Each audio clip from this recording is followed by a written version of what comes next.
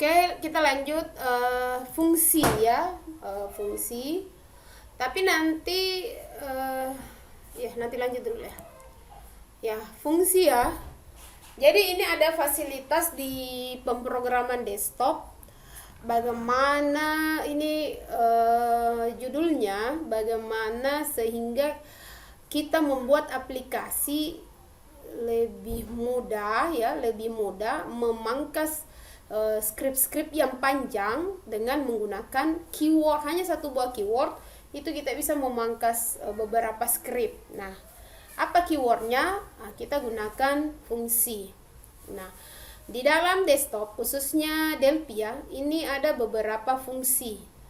Ada 9 fungsi, tapi nanti fungsi ini kita bagi-bagi ya, 2 kali materi. Jadi ada fungsi aritmatika, trigonometri, string, tanggal dan waktu. Jadi kalau Anda sudah pelajari fungsi, maka Anda sudah bisa buat program membaca semua huruf besar, huruf kecil ya, menampilkan jam dan nama hari ya di sistem. Kemudian kalau aritmatika ini menampilkan mencari nilai akar kuadrat, nilai kuadrat. Nah, bagaimana caranya? Kalau kita menggunakan operator aritmatika biasa, tentunya banyak ya, banyak skrip yang kita deklarasi. Tapi kalau kita menggunakan fungsi, maka keyword itu saja kita gunakan, maka dia sudah bisa mengeksekusi perintah dengan menyederhanakan perintah ya. Jadi misalnya kalau akar kuadrat, jadi kalau kalau tanpa fungsi, Anda bikin dulu variabel, bikin dulu penampungan datanya, kemudian di prosesnya variabel satu dengan yang lain dikali, kemudian baru dibagi. Nah, kalau kita menggunakan fungsi, tidak perlu lagi bikin variabel banyak-banyak. Kita panggil saja nama fungsi untuk akar kuadrat, maka dia menampilkan langsung hasil akar kuadrat gitu. Itu kegunaan dari pelajari fungsi ya. Jadi ada beberapa keyword-keyword yang kita bisa manfaatkan sehingga hal yang rumit itu bisa terselesaikan dengan fungsi ya. Nah, kalau fungsi trigonometri itu sendiri ada mencari nilai sin. Bagaimana caranya kita mau mencari nilai sin, nilai cos, nilai tanggal? Misalnya kalau Anda membuat programnya, kalau membuat aplikasi yang algoritma kompleks, pas tentunya ada nilai sin, nilai cos, nilai tanggal ya. Nah, bagaimana model itu semua? Nah, semua sudah terjawab di penggunaan fungsi trigonometri. Nah, ada lagi satu fungsi kita pelajari, fungsi kotak pesan dan kotak dialog. Nah, kotak pesan dan kotak dialog, bagaimana kita menampilkan pesan kesalahan ketikan ya, pesan error, pesan mau keluar dari aplikasi. Nah, inilah fungsinya. Kita membuat tampilan kotak pesan ya, pesan di aplikasi. Misalnya kalau mau keluar dari aplikasi, kita klik tombol, langsung muncul apakah Anda ingin keluar. Kalau klik yes, dia keluar, kalau no, tidak. Nah, model seperti itu semua bisa kita gunakan, bisa kita buat dengan mempelajari fungsi. Nah, ada juga fungsi statistik, nilai aset, keuangan. Ini nanti ya, next baru kita bahas lebih lanjut. Nah, kalau kita mau menggunakan fungsi, nah itu ada aturannya. Aturannya ini sangat mudah, namanya aturan pemakaian fungsi. Nah, aturan pemakaian fungsi, kita tambahkan saja unit di unit ya. Kalau berbicara unit kan di kode editor ya, tambahkan keyword yang namanya math, MATH di uses ya, di uses MATH. Terkadang juga Anda menggunakan fungsi tanpa menambahkan math, itu dia baca. Tapi kalau tidak terbaca, kayak misalnya Anda bikin fungsi sin dalam kurung edit 1 titik teks misalnya ya, loh kok ini sinnya no identifier ya, langsung muncul no identifier, padahal keywordnya benar. Mana Kenapa dia tidak terbaca? Karena kita belum menggunakan aturan pemakaian fungsi. Nah, aturannya adalah tambahkan keyword math di uses, di unit bagian uses yang paling atas. Kalau Anda buka kode editor, jendelanya Anda cari judul dari uses. Nah, Anda tambahkan saja koma math. Maka semua fungsi, ke-9 fungsi itu bisa dia terbaca otomatis. Nah, kita lanjut di fungsi aritmatika. Nah, fungsi aritmatika dia bisa mencari nilai cos, nilai sin, nilai tanggal, akar kuadrat, nilai pi untuk matematika, nilai absolut, ini banyak ya. Nah, kita lihat kalau aturannya ya, aturan fungsi aritmatika tergantung dari variabel yang dia pakai. Nah, kalau absolut ini ada dalam kurungnya, perhatikan dalam kurungnya. Kalau dalam kurungnya 1, maka dia membaca 1 buah nilai saja. Dia membaca hanya 1 buah nilai. Kalau 2, membaca 2 buah nilai. Kalau 3, membaca 3 buah nilai. Nanti perhatikan aturan dalam kurungnya saja. Ini misalnya absolut mencari nilai mutlak ya dari nilai yang kita input. Nah, dia 1 buah nilai. Bagaimana penerapannya di aplikasi misalnya ya. Nah, ini I untuk input datanya di edit 1, kemudian kita cari absolut dari input data di edit 1, kita kasih I dan tampilkan hasilnya ini. Itu langsung saja panggil keywordnya gitu. Ada juga sale pembulatan. Nah, mau membuat program misalnya Anda menghitung nilai akhirnya dan ada komanya di belakang begitu banyak, mau membulatkannya, nah pakai fungsi sale. Nah, ini juga fungsi floor ya. Ada pembulatan ke atas dan pembulatan ke bawah. Nanti cobalah semua ini. Ada frag ya, frag. Kemudian int juga pembulatan, bilangan bulat. Nah, ya seperti tadi saya bilang ya, ada variabelnya, lihat. Nah, di sini dia membaca 2 buah nilai. Nah, mencari nilai max. Nah, kita fungsi max ya atau max ini mencari 2 buah nilai. Bagaimana kalau ada 3 buah nilai atau 4 buah nilai yang mau mencari nilai maksimumnya? Nah, jangan pakai fungsi max, pakai fungsi statistik. Ada namanya max value gitu. Nah, ini max bagaimana? Karena dia 2 buah nilai, ada X dan Y, maka bikinkan input yang membaca 2 buah nilai X dan nilai Y. Nah, sudah kita buat, kemudian kita cari nilai maxnya dan kita tampilkan ya. Ini begitupun min. Nah, sama. Ini contoh ya, contoh aplikasinya ini tidak terlalu buram ya. Nilai X dan nilai Y, kemudian kita klik min, dia muncul hasilnya min, kita klik max, dia muncul hasilnya max. Kenapa? Ada, kita sudah masukkan scriptnya ini. Kemudian ada nilai pi membaca nilai 3,14. Tulis saja keywordnya pi atau 3,14. Power. Nah, ini power 2 buah nilai ya. Apa sih fungsi power? Power ini dia fungsi pemangkatan X dan Y. Nilai pangkat X nilai X dipangkat nilai Y. X, Y ya. Nah, 2 buah nilai ya. Kita buatkan lagi untuk nilai pangkat dan pemangkat. Kemudian kita kasih power X, Y. Maka dia tampil ya. Kemudian selain power ada SQR ya. Kalau SQR ini dia mencari nilai kuadrat. Nilai kuadrat ya. Nah, jadi 1 buah data juga. Nah, berarti 1 buah input. Jadi perhatikan aturannya ya. Berarti 1 saja datanya. Nih, kemudian di mana dituliskan SQRT-nya?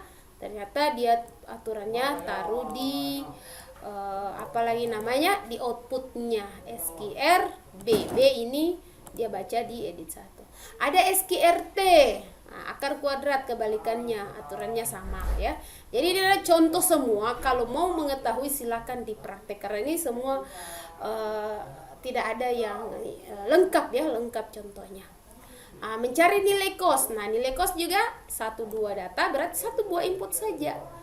Nah, ini kemudian kosnya ada di output. Sama dengan sin ya. Kita buat variabel sama dengan tanggal. Nah, Anda sudah bisa bikin kalkulator bilangan. Input nilai, kemudian tampilkan nilai sinnya, nilai kosnya, nilai tanggalnya. Itu.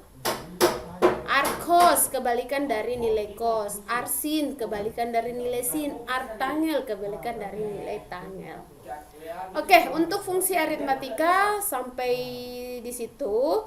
Sekarang kita lanjut ke fungsi string. Nah, fungsi string ini untuk mengolah data string ya, data karakter. Apa yang bisa dia kelola? Yang pertama lowercase, satu saja ya. Ini perhatikan input datanya, berarti 1 ya. Lowercase berarti mengubah penulisan huruf menjadi huruf kecil semua. Itu lowercase. Kalau uppercase huruf besar semua. Jadi Anda input, outputnya huruf besar semua. Input huruf kecil, huruf besar, pada saat output huruf kecil semua. Nah, ini pakai lowercase dan uppercase. Trim. Nah, ini trim dia menghapus spasi ya. Jadi Anda input ada spasi, kalau pakai trim terhapus spasinya. Nah, berikutnya ada fungsi tanggal dan waktu. Nah, ini date. Nah, Anda sudah bisa tapi kemarin praktikum 7 itu ya. Praktikum 7 kan sudah ada fungsi tanggal ya. Nah, date ya, ini fungsi date. Anda bisa lihat di sini dia menampilkan tanggal ya, tanggal. Date time to str.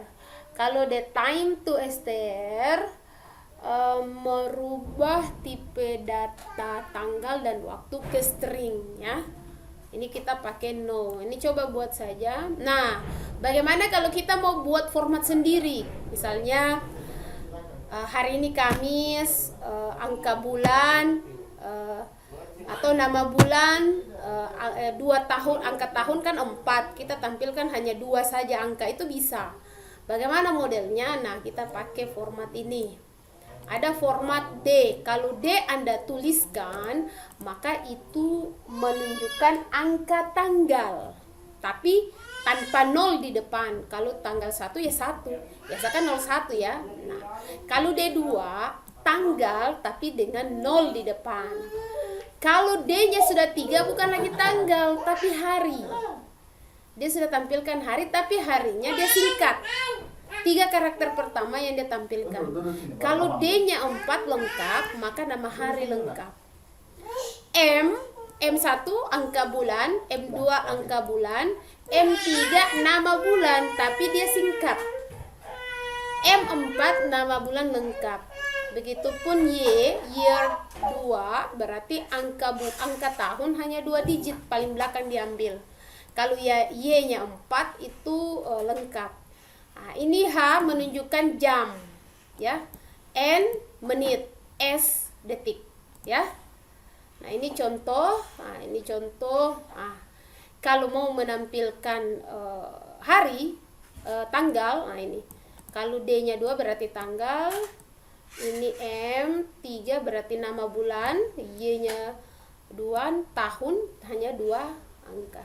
Terus mau menampilkan juga nama hari, tambahkan di sini kurang, D-nya 4. Berarti nama hari, tanggal, nama bulan dan tahun.